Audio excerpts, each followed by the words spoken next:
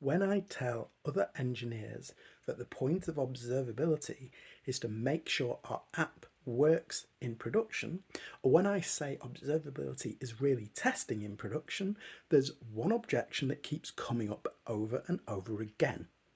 And it's, are you saying that we shouldn't do any unit testing, John? Surely that's the job of unit testing. You test on your local machine and then you push it to production. It's irresponsible to test in production. And to that I say, it's not either or. It's not mutually exclusive between unit testing and observability. I have spent a ton of time in my career doing unit testing, learning automated testing techniques, but nothing, and I repeat, nothing beats understanding how your app actually behaves in production.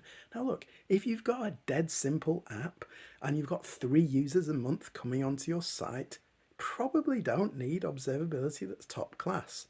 But for any app that is non-trivial, I just don't see how you could operate without it. Monoliths, microservices, because the fact is that unit testing is in a sandbox. By definition, it is in a tiny little ring-fenced area in your laptop, probably not so tiny little actually, is it?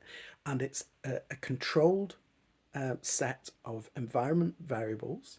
It's a controlled environment where you can write tests that you have thought of a priori and figure out, does your system behave the way you think it does under specific conditions? And that's great. We couldn't develop software without that, I don't think.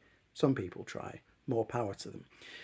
But the moment it leaves your machine and goes out into the big bad world, there are lots of things that you and I cannot possibly anticipate.